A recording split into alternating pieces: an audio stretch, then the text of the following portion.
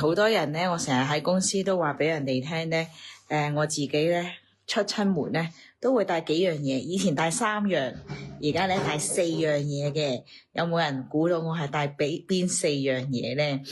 咁好啦，咁我咧就係頭先正如呢一個標題所講，我係想一成日喺公司咧，啲人問我去旅行我會帶咩，咁我咧就係而家咧就特登嚟示範下我入門咧通常有啲咩嘢嘅。咁啊喼都未開嘅，咁啊有啲亂啊，唔好介意。咁咧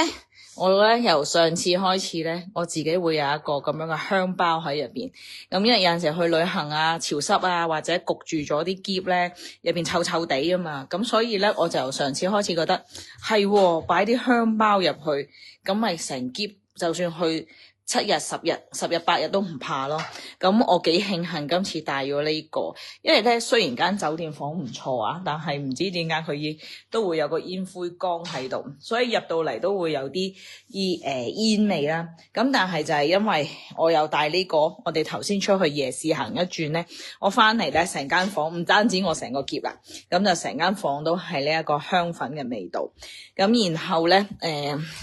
我通常就會帶南非茶啦。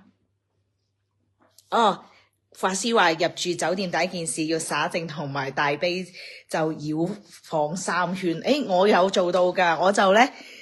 擺低咗個南非茶先，咁啊冇咖啡因冇茶鹼，佢幾時飲都得，夜晚瞓覺都得。我咧就冇帶杯水喎，所以咧我就會攞個聖木水，咁啊一陣間連埋大悲咒添。我平時自己習慣咧，就係去到啲角落咧，就係我就念金剛薩埵百字明咒嘅咁樣。咁好，我一陣間就加呢個大悲咒。咁以前咧，我同台灣嘅老師蔡老師咧，我哋就佢曾經有呢啲觀音燈，咁我哋去到邊咧，我同阿波兒咧都一人一盞嘅，咁就係去係咯行住咁樣啦，安心啲。咁你見到啦，我哋其實入酒店房咧，我哋都點人稱得節香嘅，我都會攞住支香咧，都係圍繞住成個空間咧，包括啲床底啊、角落頭啊，咁全部都會先噴呢個聖木水，然後就係用香咧，就係一路念